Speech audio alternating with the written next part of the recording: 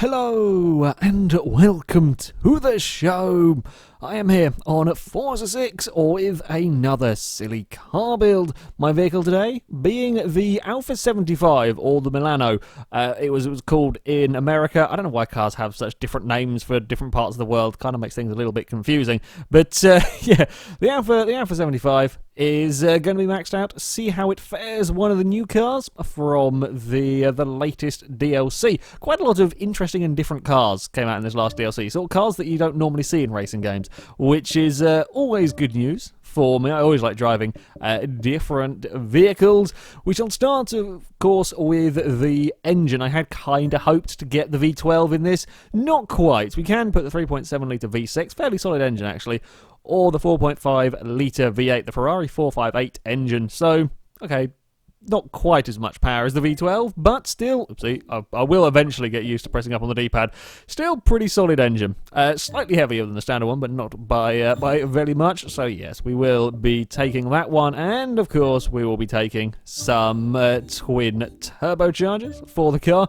Aero parts on this, sadly, no sort of touring car stuff for this car. It did race a little bit, not very successfully. I did have a quick look on the interwebs. Yeah, it didn't race massively successfully in a few seasons that it did until they brought out, I think it's like the Turbo Evolution. It'd be kind of cool to have had the Turbo Evolution version in the game, but never mind. Still glad to have another Alfa Romeo. It's not the prettiest of Alfas, I will be honest. It's of all of the many Alfa Romeos, they didn't really do a fantastic job on this car. It's yeah. We're going to have some race tyres on the vehicle, though. What sort of tyre widths are we looking at? Oh, dear.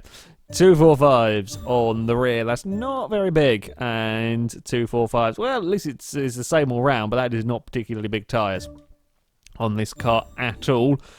So we may have some traction. Well, we may have more traction problems. I should say, every car in the conditions we're going to be driving them in with, you know, as much power as you can possibly get in them are going to have some traction issues, but this with what is going to be quite a lot of horsepower on very small tyres. I think the Sunbeam Tiger has the same size tyres as this, so yeah, these are tiny. I was expecting a little bit better, perhaps, from this. Of course, we're getting the rest of the handling parts on the vehicle. Weight-wise, it might be in a relatively good power to weight ratio, I reckon, will come out of this car. We're probably going to be looking at about 2,600-ish pounds.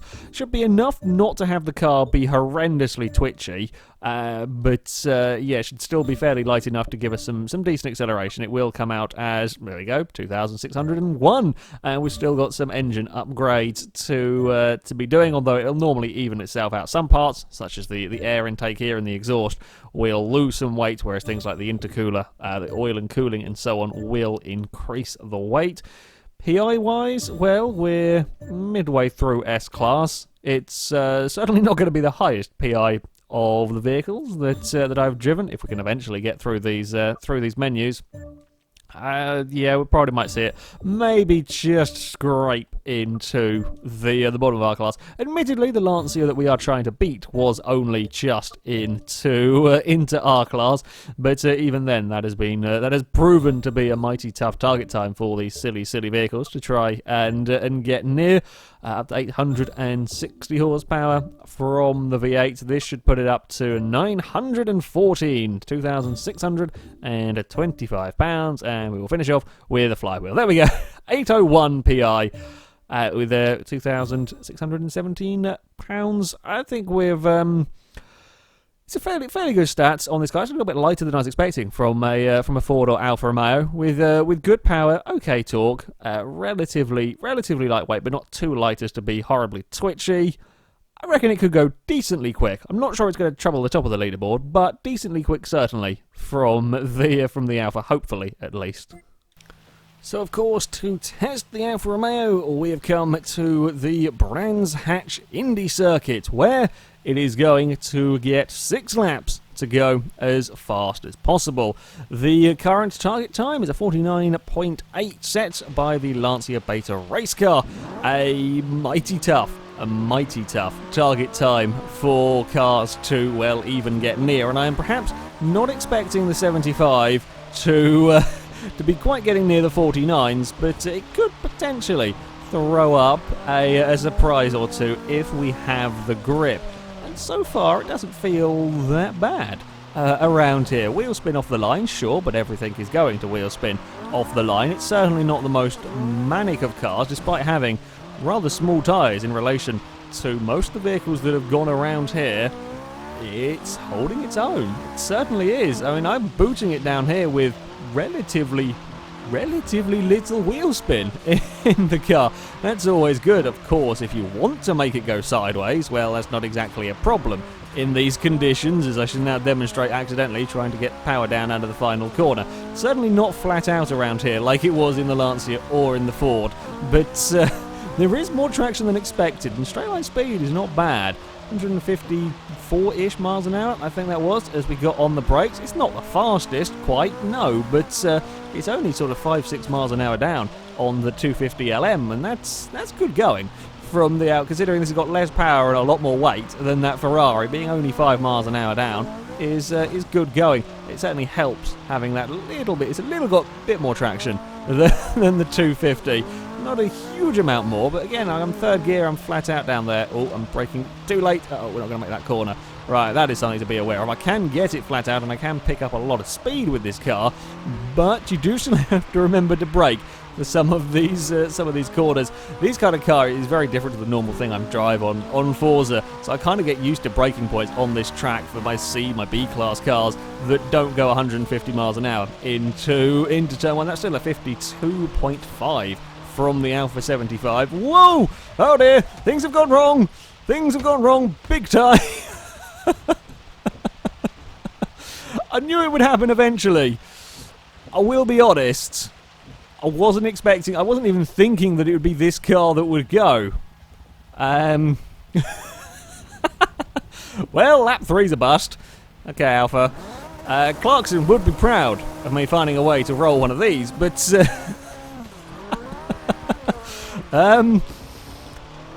right, okay, well we did have, that was a pretty good lap, and I thought I got turn one pretty sorted. I did, I clipped in the inside apex, and the Alfa Romeo fell over, and now everything's smashed. That's a little bit unfortunate for me. Well, so,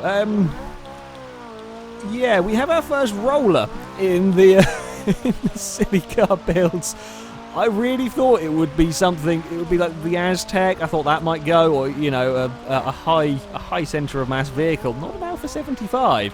It's not particularly high. Not more than anything else that's gone around here. So, well, that's a thing to to have happen. Okay. Well, we're going to have to see if we can now find some more time. I'm going to have to swap to bonnet view. Sorry.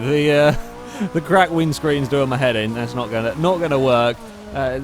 Yeah, it's a risky take with this track, and we'd learned something. We'd learned something about the car. Until that moment, I was very impressed with this 75. Actually, I thought with having such small tyres again compared to the competition, and we've seen time and time again how Forza works. You know, the bigger tyre cars always seem to fare better, whatever the weather, whatever the conditions.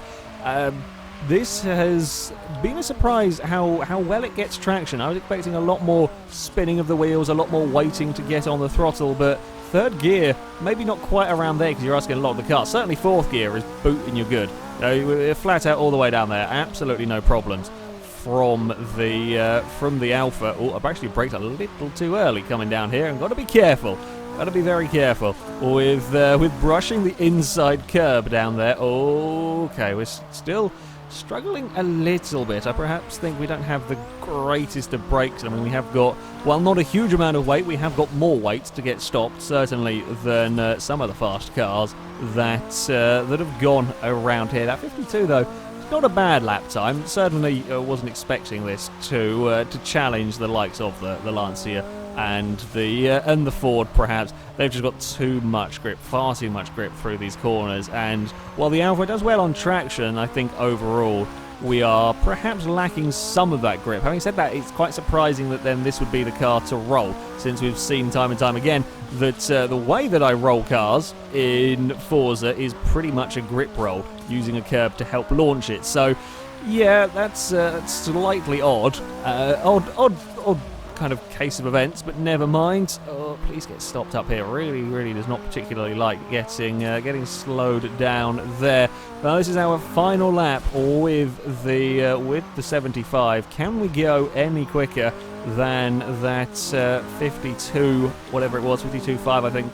Spin the wheels up some more, coming down here, but only a little bit. Certainly we've seen a lot worse. The likes of the Maserati birdcage had some big problems with their spinning of the wheels down there. I don't think I've been getting through that first sector particularly well this time around, and then we're going to slide as I try and get on the power. It's not going to do it anyway. It was worth a go. Tried to take some more speed, didn't work. A 52.5 from the Alfa is that's still not too bad a time. Oh, clip the puddle. The roll was very unexpected from this car.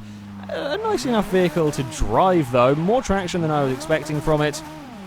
Again, we don't quite carry the corner speed that some of the other vehicles have been able to do, although you can get to full throttle at various points in the lap, which is always good going for a silly car build. The time, well, the 52.5 will put it into 11th place. It goes a couple of tenths down on the Maserati birdcage, goes quicker than the Challenger Hellcat, quicker than the 73 Nissan, quicker than the Plymouth Fury. So it's a fairly respectable time. It's only half a second down on the Mercedes C63. So yeah, I would say that is doing pretty well, considering some of those cars around it have got, well, the Maserati birdcage has the same engine with a hell of a lot less weight to haul around. So to only go a couple of tenths down on that is impressive. Yeah, quite a nice, easy car to drive, and certainly I was expecting more troubles from this car, although it does take the crown, the honour of being the first vehicle rolled in the silly car builds. Anyway, it is now time to find out how quickly the Alfa will go in a straight line.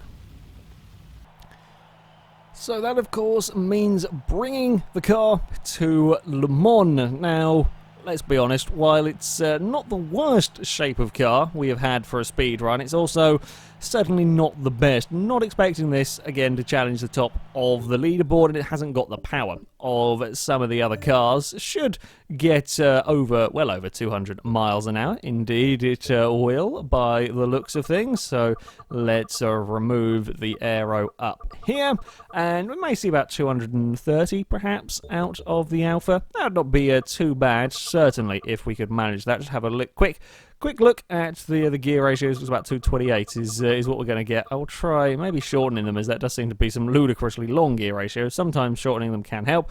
It seems about 228 is what the car is going to do. Let's have a go with that and see.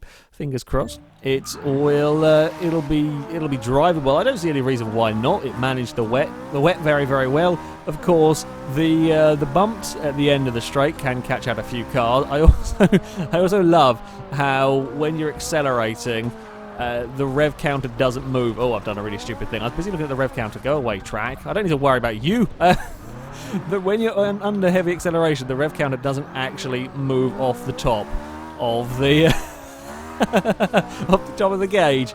That's quite funny. In here, also, do I see that this car has only done 414 miles? That seems a bit wrong. The interior. Yeah, that does look like 414. That would be an impressively low mileage for 75. Anyway, straight bit. Oh, okay, careful across there. We've got a little bit, not as carried away as some cars have got. No place to roll it down here either, which is always nice. And we are away up towards 180 miles an hour by the time we leave the corner, so certainly not the fastest accelerating car. We are up to 200 miles an hour now, but I suspect we're going to kind of reach the aero limit relatively soon. 220. I am just going to slightly extend the gear ratios, because you never quite know what you're going to get with these cars. That does look like it will be very quickly bouncing in the limiter. So we'll just give it slightly longer ones. There we go. The game reckons it'll be happy with that. So that we don't want it bouncing on the rev limiter, but we do still want to get up to its speed. 223, 24, come on, we wanted 228. Le Mans Straight is long, but it isn't infinite, so we could do with picking up some more speed now if we're going to get there. 227, 1 more mile an hour out of you. Yeah, I saw it very briefly flicked to 28, or did it go back to 26? I don't know. I think it flicked to 28. Little bumpy across there. Didn't quite like it as much as some cars have down that part of the track, but not wildly out of control, as we have seen plenty of vehicles go down there. And brought to a halt is the Alfa Romeo. Well, straight line speed, not too bad. Not too bad at all. 200. I'm going to say 228 miles an hour. I'll have a look back at the replay footage, go frame by frame, see if I can figure out what it quite got to. But yeah, that's it's some solid speed. Pretty good car overall. Perhaps a little unspectacular, apart from the rolling. A little unspectacular, really, for a silly car build. Is more controlled than I expected from such small tyres. Decent power, not quite crazy power from it though. Yeah, relatively controlled, relatively good in a straight line. Survived the bumps, got a little hairy. Yeah, it does fall over if if pushed too hard on the first quarter curb at Brands Hatch. The speed, though, well, it goes into a joint 11th place. It sets the same top speed as the Volvo 850R. The Volvo was front-wheel drive, though, so that's impressive speed, I reckon, from the Volvo down here. It spun its wheels most of the way, but still, I mean, 228 miles an hour is certainly nothing to be sniffed at with these cars. It is a little bit down, though, on the Skyline and the Hellcat and the Lancia Stratos, for example. So, yeah, not the quickest car we've had in a straight line, but not too bad. I kind of quite like it as an overall car. Yeah, kind of unspectacular as far as silly car builds go, but you will have to be careful of the curbs. Anyway, that is it for this video, guys. Thank you very much for watching, and until next time, goodbye.